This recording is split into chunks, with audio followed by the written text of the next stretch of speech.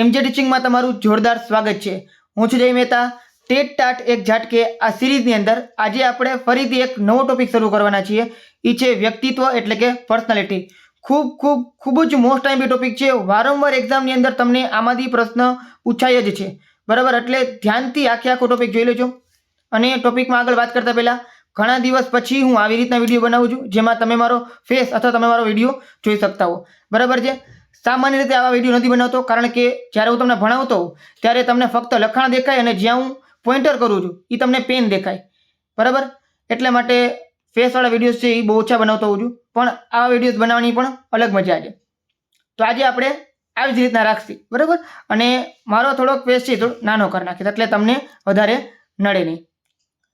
હવે વાત કરીએ આપણે ટોપિકની, તો વ્યક્તિત્વ નામ છે, બરાબર? ઇંગ્લિશમાં એને કહેવાશે પર્સનાલિટી। જો ટોપિક લાંબો છે, બરાબર, ઘણા બધા પાર્ટની અંદર આજે ટોપિક છે એ પૂરું થવાનું છે, પણ દરેક વસ્તુ જોવી ખૂબ જ કમ્પલસરી છે કારણ કે આમાંથી કઈ વસ્તુ પૂછાશે ને કઈ વસ્તુ નહીં પૂછે ને તમને ખબર નહીં પડે, એટલે દરેક વસ્તુ જાણવી જરૂરી છે। અને જે મહત્વનું છે, જે યાદ રાખવાનું છે, જે એક્ઝામ ઓરિએન્ટેડ છે એ જ મેં તમને આપેલું છે, કોઈ વધારાની માહિતી આપેલી નથી। અને આખું ટોપિક તમારો કવર થઈ જશે એટલે તમારે આ ટોપિક રિલેટેડ બીજી જગ્યાએ કંઈ વાંચવાની જરૂર પડશે નહીં। અને તમને ખબર જ છે, જો તમારે કોઈ પણ ટોપિક ધ્યાનથી સમજવું હોય, વાંચવું હોય, તૈયાર કરવું હોય તો સૌથી પહેલાં એકવાર એનું કન્ટેન્ટ જોઈ લેવાય, ત્યારબાદ તેના રિલેટેડ જેટલા પણ એક્ઝામમાં પ્રશ્ન પૂછાયેલા છે તે સોલ્વ કરી લેવાય। તો હું તમને એવી જ રીતના કરાવું છું દરેક ટોપિક, બરાબર છે?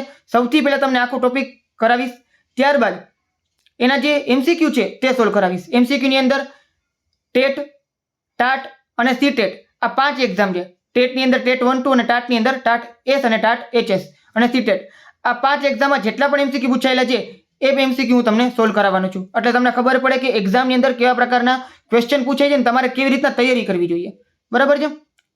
અને છેલ્લે સુધી તમે વિડીયો જોતા જાઓ। મારો એવો જ પ્રયત્ન હોય છે કે વિડીયો પૂરો થાય ત્યાં સુધી તમને દરેક વસ્તુ આવડી જાય, તમને પીડીએફની જરૂર જ ના પડે, બરાબર? આ તમને ખબર જ છે કે પીડીએફ તમને આપવાનો જ છું। ટેલિગ્રામ ચેનલ આપેલી છે, ડિસ્ક્રિપ્શનમાં એની લિંક આપેલી છે, એ જોઈન કરી નાખજો। આખો ટોપિક પૂરો થઈ જશે ત્યારે તમને આ ટોપિકની જે પીડીએફ છે ટેલિગ્રામમાં ફ્રી ઓફ કોસ્ટ મળી જવાની છે, જ્યાંથી તમે પ્રિન્ટ પણ કઢાવી શકશો, બરાબર છે? અને આ ચેનલમાં તમને દરેક વસ્તુ ફ્રીમાં જ મળવાની છે। અને જે લોકો નવા છે એ લોકોને જણાવી દઉં કે ઓલરેડી આખો એક કોર્સ બનાવી લીધો છે। અત્યારે આપણો આ લગભગ 9મો લેક્ચર છે, બરાબર? આની પહેલાંના બધા લેક્ચર અપલોડ થઈ ગયા છે, તો એકવાર ચેનલ ઉપર જઈને જોઈ લેજો। તો શરૂ કરીએ આપણે વ્યક્તિત્વ। શબ્દની વ્યુત્પત્તિ અને બદલાતો અર્થ। વ્યક્તિત્વ શબ્દ માટે અંગ્રેજીમાં વપરાતો શબ્દ પર્સનાલિટી છે। ભાષા વિજ્ઞાનની દ્રષ્ટિએ આ શબ્દ મૂળ લેટિન ભાષામાં રહેલું લેટિન શબ્દ પર્સોના પરથી પર્સનાલિટી શબ્દ ઉતરી આવ્યો છે। હવે જો અહીંયા તમારો સૌથી પહેલો એમસીક્યુ બને છે। પહેલો એમસીક્યુ તો કે લેટિન ભાષાનો શબ્દ કયો છે? તો એ છે પર્સોના, અથવા તો પર્સનાલિટી શબ્દ જે પર્સોના ઉપરથી ઉતરી આવેલો છે તે કઈ ભાષાનો શબ્દ છે? તો એ કઈ છે? લેટિન ભાષાનો શબ્દ। આવા તમારે એક બી એમસીક્યુ આમાં બનતા રહેશે, બરાબર? એ તમારે ધ્યાન રાખવાનું છે। પ્રાચીન ગ્રીસ અને રોમમાં નાટકો ભજવતા ત્યારે કલાકારો પોતાના પાત્રને અનુરૂપ ચહેરાઓ પર મોરું કે માસ્ક પહેરતા હતા। આ મોરા પર પર્સોના કહેવામાં આવતું હતું। તો તમને ખબર પડી ગઈ કે ગ્રીસ અને રોમનના લોકો છે એ એક માસ્ક પહેરતા અને એ માસ્કને પર્સોના કહેવામાં આવતું હતું। આ વ્યુત્પત્તિ સૂચવે છે કે શરૂઆતમાં વ્યક્તિત્વનો અર્થ બાહ્ય દેખાવ પૂરતો સીમિત હતો।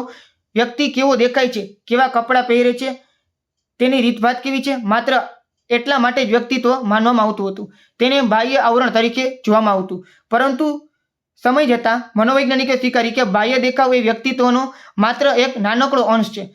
સાચું વ્યક્તિત્વ તો વ્યક્તિની આંતરિક લાક્ષણિકતાઓ, તેના વિચારો, લાગણી અને મૂલ્યો અને તેના સામાજિક વ્યવહાર પર રહેલું છે। તો આ તમને સમજાઈ જ ગયું હશે, આમાં કંઈ સમજાવવાની જરૂર નથી। શરૂઆતમાં જે બાહ્ય દેખાવને છે એ વ્યક્તિત્વ માનતા હતા, ધીમે ધીમે મનોવૈજ્ઞાનિક ખબર પડી ગઈ કે ના, ખાલી બાહ્ય દેખાવ છે એ માત્ર અંશ છે, અંદરના ઘણા બધા લક્ષણો છે એ પણ આપણી પર્સનાલિટીનો ભાગ હોય છે। હવે જો અમુક વ્યાખ્યા છે ને ખૂબ જ મહત્વની છે, બરાબર છે? તો એ વ્યાખ્યા તમારે જાણવી જરૂરી છે અને કોણે આપેલી છે પણ જરૂરી છે, બરાબર? એટલે હું તમને કીવર્ડ આપીશ, શબ્દ આપીશ, એ શબ્દ તમારે જોવાના કે શબ્દ છે આવો શબ્દ આવે તો આ વ્યક્તિની વ્યાખ્યાથી સમજી લેવાનું। અને જે એક બે મહત્વની વ્યાખ્યા છે એ યાદ રાખો તો ચાલશે, બધી યાદ રાખવાની જરૂર નથી। સૌથી પહેલી અને સૌથી મહત્વપૂર્ણ ગોર્ડન ઓલપોર્ટની વ્યાખ્યા, બરાબર? ગોર્ડન ઓલપોર્ટ 1937માં ગોર્ડન ઓલપોર્ટ 49 જેટલી વ્યાખ્યાઓનો અભ્યાસ કરીને એક સર્વગ્રાહી વ્યાખ્યા આપી જે આજે સૌથી વધુ સ્વીકૃત છે. તો હવે તમને ખબર પડી ગઈ ગોર્ડન ઓલપોર્ટ આની વ્યાખ્યા સૌથી વધારે સ્વીકૃત છે કારણ કે એને 49 જેટલી વ્યાખ્યાનો અભ્યાસ કરીને એક સારામાં સારી વ્યાખ્યા આપેલી છે. અને વ્યાખ્યા આ પ્રમાણે છે: વ્યક્તિત્વ એ વ્યક્તિનો મનોશારીરિક તંત્રનું એવું ગત્યાત્મક સંગઠન છે જે તેના વાતાવરણ સાથે વિશિષ્ટ સમાયોજન નક્કી કરે છે. બરાબર. હજુ આ જે આખી વ્યાખ્યા છે એમાં જે અલગ અલગ કીવર્ડ આપેલા છે એ શબ્દનું મહત્વ આપણે સમજવાનું છે. મનોશારીરિક તંત્ર જેને કહેવાય આપણે સિસ્ટમ. કેની સિસ્ટમ? Psychological system. બરાબર છે. વ્યક્તિ એ માત્ર મન કે માનસિક અને માત્ર શરીર નથી, તે બંનેનું મિશ્રણ છે. આપણું મન આપણા શરીર પર અને શરીર આપણા મન પર અસર કરે છે. વારસાગત લક્ષણો અને માનસિક લક્ષણો બંને ભેગા મળીને વ્યક્તિત્વ ઘડે છે. તો આ મનોશારીરિક તમને ખબર પડી ગઈ. પછી એક શબ્દ આવે તો ગત્યાત્મક સંગઠન. ગત્યાત્મક સંગઠનને કહેવાય છે ડાયનેમિક ઓર્ગેનાઇઝેશન. બરાબર. વ્યક્તિત્વ એ કોઈ સ્થિર સ્ટેટિક વસ્તુ નથી, તે સતત બદલાતું વિકાસ પામતું તત્વ છે. જેમ બાળપણમાંથી યુવાનીમાં અને યુવાનીમાંથી વૃદ્ધાવસ્થામાં જઈને તેમ વ્યક્તિત્વમાં પણ પરિવર્તન આવે છે, છતાં તેમાં એક સંગઠન છે, એટલે કે તે વિખરાયેલું નથી, એક સૂત્રમાં બંધાયેલું છે. તો મનોશારીરિક, ગત્યાત્મક સંગઠન, આ બે શબ્દો તમને સમજાઈ ગયા હશે. પછી છે વિશિષ્ટ. જો વિશિષ્ટ અને સમાયોજન. વિશિષ્ટ મતલબ શું? એક યુનિક. વિશિષ્ટ આપણે શું કહેવાશે? યુનિક કહેવાશે. દરેક વ્યક્તિનું વ્યક્તિત્વ અજોડ છે, મતલબ કે યુનિક છે. જુદા જુદા સંજોગોમાં દરેક વ્યક્તિ અલગ અલગ રીતે વર્તે છે. બે જોડિયા ભાઈઓનું વ્યક્તિત્વ પણ સમાન હોતું નથી. આ તમને ખબર જ છે. વ્યક્તિત્વ છે એ એના વાતાવરણ ઉપર, એના શરીરના જે હોર્મોન્સ છે એના ઉપર, પછી સિવાય પોતાનું શરીર કેવું છે અંદરથી એના ઉપર, એના મન, આ બધી વસ્તુ સાથે જોડાયેલી છે. કોઈ વસ્તુ અલગ નથી. એટલે દરેક વ્યક્તિનું વ્યક્તિત્વ, એની પર્સનાલિટી અલગ અલગ હોઈ શકે છે. સમાયોજન, એડજસ્ટમેન્ટ. વ્યક્તિત્વનું મુખ્ય કાર્ય વ્યક્તિને તેના વાતાવરણ સાથે અનુકૂલન સાધવામાં મદદ કરવાનું છે. તો તમને આખી વ્યાખ્યા સમજાઈ ગઈ હશે. બરાબર. જ્યારે તમને આ વ્યાખ્યા આપે અને એમ કહે કે વ્યક્તિત્વની આ વ્યાખ્યા કોની છે, તો શું આવશે? ગોર્ડન ઓલપોર્ટની. બરાબર છે. અને જેમાં યાદ રાખવાના શબ્દ ક્યાં છે? તો મનોશારીરિક અને ગત્યાત્મક સંગઠન. આ બે શબ્દ યાદ રાખો એટલે તમને ખબર પડી જશે. પછી અલગ અલગ અમુક લોકોની વ્યાખ્યા છે, ખાલી આપણે એકવાર જોઈ લે એટલે તમને એમ ના લાગે કે આ છે એ નથી આવેલું. બરાબર છે. જેબી વોટ્સનની વર્તનવાદી વ્યાખ્યા. વર્તનવાદી પ્રણેતા જેબી વોટ્સન મનને જોઈ શકાતું નથી, તેથી તેનો અભ્યાસનો વિષય માનતા ન હતા. તેમણે કહ્યું હતું, આપણે જે કંઈ પણ કરીએ છીએ એ આપણું અસ્તિત્વ છે. બસ, આપણે જે કંઈ કરીએ છીએ તે આપણું અસ્તિત્વ છે. અસ્તિત્વ નહીં, વ્યક્તિત્વ છે. બરાબર. મતલબ કે આપણે જે કંઈ કરીએ છીએ એ જ આપણું વ્યક્તિત્વ છે. વોટ્સનના મતે વ્યક્તિત્વ એ વ્યક્તિના વર્તનનો સરવાળો છે. જો કોઈ વ્યક્તિના લાંબા સમય સુધી નિરીક્ષણ હેઠળ રહે તો તેના વર્તનને જે ભાત ઉપસી આવે તે તેનું વ્યક્તિત્વ. બરાબર છે. તો વર્તનવાદી હતા અને એને કીધું હતું કે મનનો અભ્યાસ કરવો એ એટલો બધો સરળ નથી થતો. એ માનતા નહોતા કે મનનો અભ્યાસ થઈ શકે. એટલા માટે એને શું કીધું કે આપણે જે કંઈ કરીએ છીએ ને એ જ આપણું વ્યક્તિત્વ છે. પછી આરબી કેટલની વ્યાખ્યા. રેમન્ડ કેટલ આંકડાશાસ્ત્રી પદ્ધતિ માટે જાણીતા હતા. તેણે કહ્યું, વ્યક્તિત્વ એ જેના દ્વારા આપણે આગાહી કરી શકીએ છીએ કે કોઈ વ્યક્તિ આપેલ પરિસ્થિતિમાં શું કરશે. જો આગાહીની વાત આવે, આ શબ્દ યાદ રાખજો, આગાહી. બરાબર છે. તો કેટલ યાદ રાખવાનું. શું આવશે? કેટલ. બરાબર છે. આગાહી શબ્દ યાદ રાખવાનું કે જેની આપણે આગાહી કરી શકીએ છીએ. બરાબર. કે આગળ એ શું કરશે, કઈ પરિસ્થિતિમાં કેવું વર્તન કરશે, એને વ્યક્તિત્વ કહેવામાં આવે છે. અને આવી વ્યાખ્યા આરબી કેટલે આપેલી હતી. બરાબર છે. જો આપણે કોઈના વ્યક્તિત્વને જાણતા હોઈએ તો આપણે કહી શકીએ છીએ કે તે મુશ્કેલી આવતા તે રડશે, ગુસ્સો આવશે અને કે શાંતિથી રસ્તો કાઢશે. એટલે શું કરશે ને, આપણે એની પર્સનાલિટી ખબર હોય. જો મને કોઈ વ્યક્તિ વિશે ખબર હોય તો હું એવું પ્રેડિક્ટ કરી શકીશ. બરાબર. પ્રેડિક્ટેબલ આપેલું છે. આગાહીક્ષમ એટલે પ્રેડિક્ટેબલ. પ્રેડિક્ટ કરી શકીશ કે એ શું કરશે ભવિષ્યમાં. આટલું ક્લિયર? હજો ઘણા લોકોને એવું લાગતું હશે કે ભાઈ આ બધી વ્યાખ્યા જાણવી જરૂરી છે. તો વસ્તુ યાદ રાખજો, વ્યાખ્યા જરૂરી છે. આખો ટોપિક લાંબો છે. તમને લાગશે કે અમુક વસ્તુમાં કંટાળો આવી શકે છે, પણ ટોપિક જ એવો છે. બરાબર. મારો પ્રયત્ન હોય છે કે તમને વ્યવસ્થિત સમજી જાય એવી રીતના તમને કરાવું. કે કંટાળો ના આવે, પણ શરતનો વ્યાખ્યાઓ છે અને અમુક બીજી 2-3 વસ્તુઓ છે એમાં કંટાળો આવે જ, કારણ કે કોઈને યાદ રાખવી ના ગમતી હોય. હવે તમને કહું છું કેટલ શબ્દ એના માટે આગાહી અથવા આ શબ્દ યાદ રાખી લેવો. પછી આપણે જે કરીએ છીએ એ જ આપણું વ્યક્તિત્વ છે, આના માટે વોટસન, બરાબર. અને ગત્યાત્મક શબ્દ આવે તો ગોર્ડન ઓલપોટ. આ 3 વ્યાખ્યા તમને યાદ રહી ગઈ, બરાબર. MCQ તમે આ યાદ રાખવું રહેશે. આઈઝેન્કની વ્યાખ્યા: વ્યક્તિત્વ એ વ્યક્તિના ચારિત્ર, સ્વભાવ, બુદ્ધિ અને શરીરના બંધારણનું થોડું ઘણું કાયમી અને સ્થિર સંગઠન છે. તો એ 3-4 વ્યક્તિની વાત કરેલી હોય ને એ આઈઝેન્કની યાદ રાખવાની, બરાબર. આઈઝેન્ક જેણે શું વાત કરી? ચારિત્રની વાત કરી, સ્વભાવની વાત કરી, બુદ્ધિની વાત કરી અને શરીરના બંધારણની પણ વાત કરી દીધી. ક્લિયર છે? હવે આવે છે એકદમ ઇઝી વસ્તુ, તમને બધાને આવડી જેવી વસ્તુ છે, બરાબર. આની પહેલાં જે ટેટ 1 માટે મેં સિરીઝ લોન્ચ કરેલી હતી, બરાબર છે, એની અંદર પણ આ વસ્તુ આવી ગઈ હતી. તો આ એક રિપીટ જ છે તમારા માટે, જે લોકો એ સિરીઝ જોઈ હોય તો, બરાબર છે.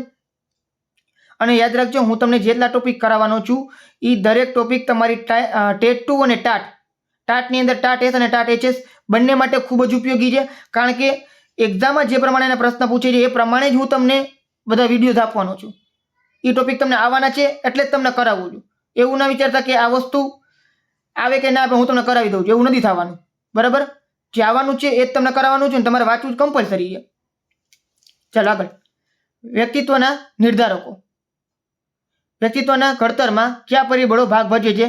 શું વ્યક્તિત્વના વારસા મળે છે કે વાતાવરણ દ્વારા ઘડાય છે? આ નેચર વર્સિસ નર્ચર, બરાબર છે.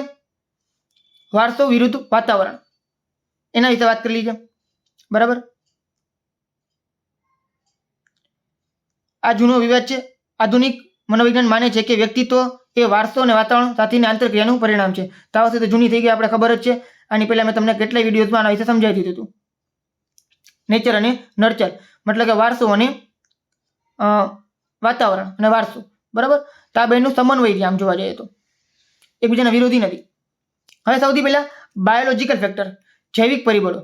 જૈવિક પરિબળો જેવા કે વ્યક્તિને જન્મથી માતા પિતા અને પૂર્વજો તરફથી જે મળે છે તે વસ્તુઓ, બરાબર. જેમ કે હેરિડિટી, આનુવંશિકતા.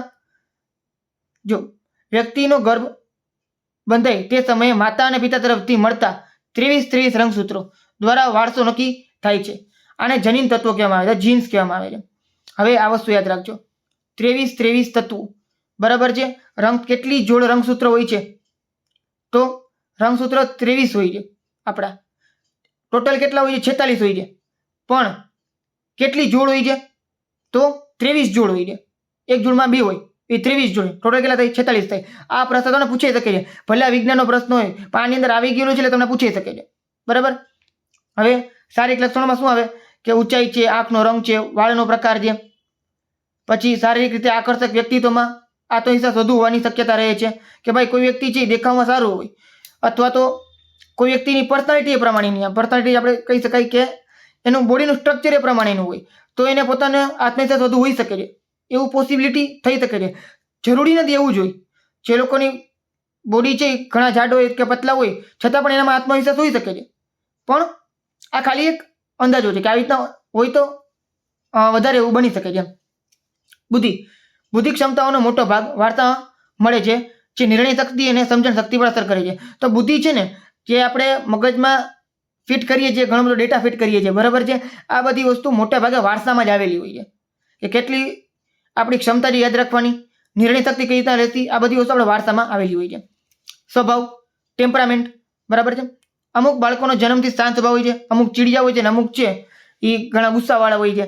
તો આ બધી વસ્તુ છે એ તમારા સ્વભાવ પર આધાર રાખે છે, જેને તમે ધારો તો પ્રેક્ટિસ કર્યા પછી એવું વાતાવરણ પૂરું પાડ્યા પછી એને ચેન્જ કરી શકો છો, પણ તરત ચેન્જ થાય એવું જરૂરી નથી. પછી ચેતાતંત્ર, નર્વસ સિસ્ટમ. વ્યક્તિનું મગજ અને ચેતાતંત્ર કેટલું વિકસિત અને જટિલ છે તેના પર ગ્રહણ શક્તિ, પ્રતિક્રિયાના આધાર છે. વ્યક્તિનું ચેતાતંત્ર સંવેદનશીલ હોય તે ઝડપથી શીખી શકે છે અને પરિસ્થિતિને સમજી શકે છે. તો સંવેદનશીલ હોવું જરૂરી છે. શું પણ? ચેતાતંત્ર, બરાબર છે, જેનાથી ખબર પડે કે જે વ્યક્તિ કેટલો ઝડપથી શીખી શકશે અને પરિસ્થિતિ ઉપર કેવું રિએક્ટ કરી શકશે, બરાબર. ચાલો હવે ખૂબ જ મોસ્ટ ટાઈમ આવ્યું છે અલગ અલગ પ્રકારની ગ્રંથિઓ એ કઈ જગ્યાએ છે તે, એમાં કયા પ્રકારનો સ્ત્રાવ આવે છે તે, અને એની વ્યક્તિત્વ ઉપર અસર. બરાબર છે. હજુ અલગ અલગ ગ્રંથિઓ તમને ધોરણ 10માં ભણી ગયા હશો. ધોરણ 10 ની અંદર આ બધી વસ્તુ આવતી હતી. હવે ઘણા લોકો એવા હોય કે સાહેબ આ બધી વસ્તુ ભણવી પડશે, તો ભણવી પડશે, કારણ કે આમાં આપેલી છે એટલા માટે. બરાબર છે. કારણ કે કીધું છે જો વ્યક્તિત્વ ઉપર અસર કોઈ ગ્રંથિની કેવી રીતે થાય, આપણે દરેક વસ્તુ સમજવાની છે.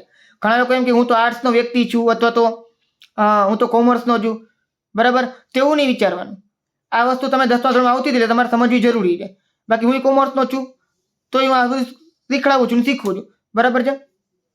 ચલો, પેલું ગ્રંથિઓ, પિટ્યુટરી ગ્રંથિ જે આપણા મગજની અંદર હોય. આ ગ્રંથિ જે મગજમાં હોય અને આ ગ્રંથિને માસ્ટર ગ્લેન્ડ કહેવાય. બરાબર છે.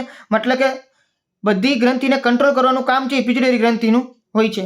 વૃદ્ધિઅંત સ્ત્રાવ જેને આપણે ગ્રોથ હોર્મોન્સ કહેતા હોય અથવા જીએચ કહેતા હોય, કેપિટલ જી અને capital H, GH, growth hormones. બરાબર છે. આના સ્ત્રાવથી આપણા શરીરની હાઇટ છે ને એ વધતી હોય. હાઇટ છે નું નિયમન છે એ ગ્રોથ હોર્મોન્સથી થતું હોય છે. જો વધુ પ્રમાણનો સ્ત્રાવ થઈ જતો હોય ગ્રોથ હોર્મોન્સનો, વૃદ્ધિઅંત સ્ત્રાવનો, તો માણસ છે એ રાક્ષસી કદનો, મતલબ કે એકદમ લાંબો થઈ જતો હોય. નોચો હોય તો એ વામન બનતો હોય છે. પછી થાઇરોઇડ ગ્રંથિ ગળામાં આવેલી હોય. ક્યાં આવેલી હોય? ગળામાં આવેલી હોય. એમાં થાઇરોઇડ ગ્રંથિની અંદર થાઇરોક્સિન નામનું કેમિકલ છે અથવા સ્ત્રાવ છે એ વહેતો હોય છે. એ ઓછું હોય કે વધારે હોય તો થાઇરોઇડ થઈ જતું હોય છે. ઘણા લેડીઝમાં થાઇરોઇડ છે એ જોવા મળતું હોય છે. થાઇરોઇડ થાય તો તમારું વજન છે એ તમારું વજન જે વધારે વધતું હોય તો તમે ખાધા વગર જાડા થઈ જતા હોય. ઘણા લેડીઝમાં જોતા હશો એવા કે જેનું બોડી છે ને વધારે પડતું વધતું હોય. એની ઘણી વાર બોલતા હોય હું તો એટલું ખાતી જ નથી, છતાં વજન વધે છે. તો ચેક કરાવવું કે એને થાઇરોઇડ છે એ હોઈ શકે છે. બરાબર છે. અને નોમિનલ અમુક ડાયાબિટીસ હોય ને એવી રીતના થાઇરોઇડ હોય. બરાબર, અને કંટ્રોલમાં આવી જતો હોય, જેમાં કંઈ જાજી ચિંતા કરવા જેવી વસ્તુ નથી હોતી. વ્યક્તિ અતિ સક્રિય, ચિંતાતુર, અશાંત અને ચીડિયો બને છે. જો વધુ પડતો સ્ત્રાવ હોય ને તો, અને ઓછો સ્ત્રાવ હોય તો વ્યક્તિ મંદ, આળસુ, બુદ્ધિમાં નબળો બને છે. બરાબર. એડ્રીનાલિન અથવા તો એડ્રીનલ ગ્રંથિ છે અને એડ્રીનાલિન એમાંથી સ્ત્રાવ વહેતો હોય છે. કિડની ઉપર હોય છે. સંકટ સમયની ગ્રંથિ કહેવાય. ભય કે ગુસ્સા સમયે લોહીમાં ભળીને વ્યક્તિને લડવા કે ભાગવા, ફાઇટ અને ફ્લાઇટ માટે તૈયાર કરે છે. બરાબર છે. જ્યારે તમને બીક લાગે છે અથવા તમને એક્સિડન્ટ થઈ જાય છે, આ બધી વસ્તુમાં એડ્રેનલ ગ્રંથિ છે એડ્રીનાલિનનો સ્ત્રાવ કરતી હોય છે. પછી આવે પેનક્રિયાસ અથવા આને કહેવાય સ્વાદુપિંડ. બરાબર છે. પેટમાં હોય છે સ્વાદુપિંડ અને ઇન્સ્યુલિનનો સ્ત્રાવ કરતી હોય. ઇન્સ્યુલિન તમને ખબર જ છે ડાયાબિટીસને કંટ્રોલ રાખે છે. ડાયાબિટીસ થઈ જતું એનાથી. બરાબર. લોહીમાં નિયમન કોનું કરે? શર્કરાનું કરે, મતલબ કે ખાંડનું કરે, ગ્લુકોઝનું કરે. બરાબર. અને અસંતુલન થાય તો ડાયાબિટીસ થઈ જાય. ડાયાબિટીસ થાય તો સ્વભાવ ચીડિયો બની શકે છે. અને જાતીય ગ્રંથિ, બરાબર, પુરુષ અને સ્ત્રીની હોય છે. પુરુષ માટે જે સ્ત્રાવ હોય એને ટેસ્ટોસ્ટેરોન કહેવાય અને સ્ત્રી માટે હોય એને ઇસ્ટ્રોજન કહેવાય. અને જાતીય ગ્રંથિમાં તમને ખબર જ છે અવાજ ઘેરો બનવો, વ્યક્તિની આક્રમકતા હોય છે, મસ્ક્યુલિનિટી હોય છે. આ બધી વસ્તુ જાતીય ગ્રંથિ અંદર આવતી હોય છે. ક્લિયર છે? હજો ઘણા લોકોને એમ હોય છે કે સર આ બધી વસ્તુ મારે યાદ રાખવી પડશે, આ તો સાયન્સનો એક પાર્ટ થઈ ગયો. તો એક વસ્તુ યાદ રાખો, યાદ રાખવી જ પડશે, એમાં કોઈ ડાઉટ નથી. આમાંથી આની પહેલા પ્રશ્ન પૂછાયેલા છે. ઘણા લોકો એમ કહેતા આ તો સાયન્સનો ભાગ, સાચી સાયન્સનો ભાગ નથી. એ જે શૈક્ષણિક મનોવિજ્ઞાન છે એનો જ એક ભાગ છે. બરાબર છે. અને બાકી આવા અલગ અલગ સબ્જેક્ટ છે એ તમારે સમજવાના હોય જ છે. હું જો ઘણા સબ્જેક્ટ ભણાવું છું. મને સાયન્સ, મેથ્સ આ બે મારા ફેવરિટ સબ્જેક્ટ છે. પછી હું પોતે કોમર્સમાં છું એટલે જે બિઝનેસ છે, ઇકોનોમિક્સ છે, આ સબ્જેક્ટ હું ભણાવતો હોઉં છું. પછી એ સિવાય કંપની લો છે એ ભણાવતો હોઉં છું. પછી મનોવિજ્ઞાન છે એ મારો ફેવરિટ સબ્જેક્ટ છે. અને એ સિવાય બાકીના બસ આટલા સબ્જેક્ટ થયા. બરાબર. તો 5-7 સબ્જેક્ટ છે જે કરાવતો હોઉં છું. સાયન્સ, કોમર્સ અને આર્ટ્સ, 3 ફિલ્ડના. બરાબર. જરૂરી નથી કે તમે જે ફિલ્ડમાં હોય એ ફિલ્ડના સબ્જેક્ટ ભણાવી શકો. તમને કોઈ રસ હોય કોઈ સબ્જેક્ટમાં, તમને ગમતું હોય, આ સબ્જેક્ટ છે તમને ગમતું હોય અને તમને ઊંડું જ્ઞાન હોય એના વિશે, તો તમે એને ભણાવી શકો છો. પહેલાં હું એવું માનતો કે જે લોકો ભણાવતો હોય ને એની પાસે બીએડની ડિગ્રી હોવી જરૂરી છે, કારણ કે મેં બીએડ કરેલું હતું એટલા માટે. બરાબર છે. કે ભાઈ આની પાસે બીએડ નથી ને તો આ ના ભણાવી શકે. પણ સાચી એ વસ્તુ ખોટી છે. એ ખાલી આપણો ભ્રમ જ કહેવાય. કોઈ ડિગ્રીથી તમે સારા ટીચર છો કે નથી એ કયું લાગુ પડતું જ નથી. બરાબર. સિમ્પલ એક વસ્તુ, તમારે જો સારામાં સારું ભણાવવું હોય, તમે સારા ટીચર તમે ક્યારેક કહેવું જ્યારે તમને કોઈ વિષયમાં રસ હોવો જોઈએ અને વિષયનું તમને ઊંડું જ્ઞાન હોવું જોઈએ. અને ત્રીજી વસ્તુ કે તમને સારામાં સારી વસ્તુ ડિલિવર કરતા આવડવી જોઈએ. મતલબ કે તમારા મગજના જે વિચારો છે સામેના વ્યક્તિના મગજ સુધી પહોંચી જવા જોઈએ તો તમે સારા ટીચર બની જાઓ. બાકી તો ભણાવવાની દ્રષ્ટિએ સારા ટીચરની વાત કરું છું, બરાબર. તો આને કહી તો બાકી ડિગ્રીની જરૂર નથી હોતી, એટલે તમે કોઈ પણ સબ્જેક્ટ ભણાવી શકો છો. એની કાંઈ ચિંતા નથી કે તમે છે એ સબ્જેક્ટમાં માસ્ટર ડિગ્રી કરેલી છે કે નથી કરેલી. બાકી મેં એવા ઘણા જોયા છે એન્જિનિયરિંગ કરીને એકાઉન્ટ કરતા હોય, બરાબર, અને આર્ટ્સ કરીને સાયન્સ ભણાવતા હોય છે, કારણ કે ના આવડતું હોય એટલા માટે. ચાલો આગળ. પર્યાવરણ પરિબળો. બાળકના જન્મ પછી પર્યાવરણમાં ઉછળે છે અને તેના વ્યક્તિત્વને ઘાટ આપે છે.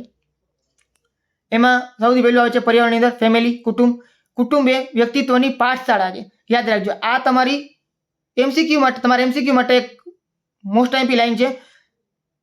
વ્યક્તિત્વની પાઠશાળા કોણ છે? તો કુટુંબ છે, બરાબર.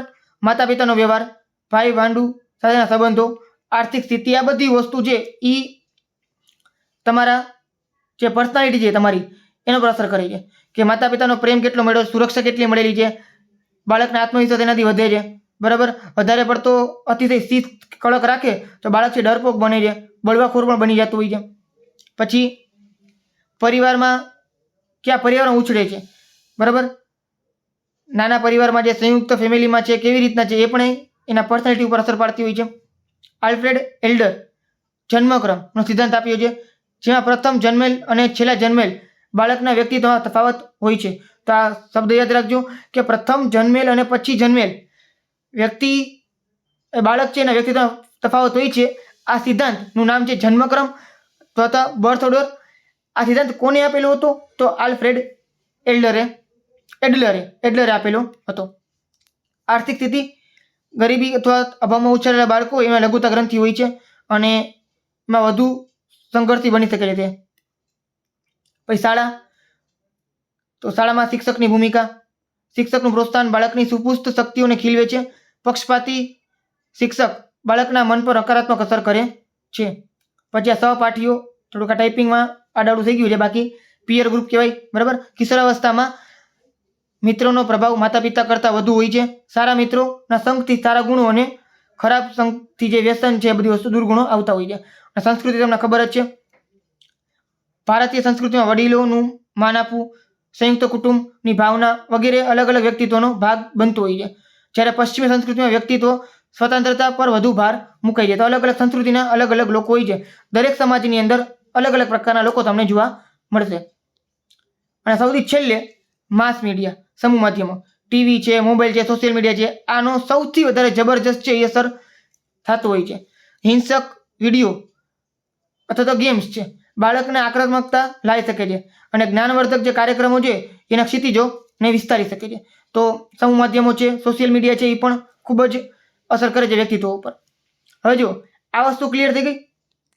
નેક્સ્ટ ટાઈમ હું તમને શું સમજાવવાનું છે તમે સમજજો. નેક્સ્ટ વિડીયોમાં હું તમને એના જે મુખ્ય સિદ્ધાંતો છે એની થિયરીઝ છે એ સમજાવવાનું છે, જેમાં અલગ અલગ પ્રકાર આવેલા છે, બરાબર. સત્વગુણ, રજોગુણ, તમોગુણ, પછી હિપોક્રેટ્સના અલગ અલગ આપેલા છે. પછી સિવાય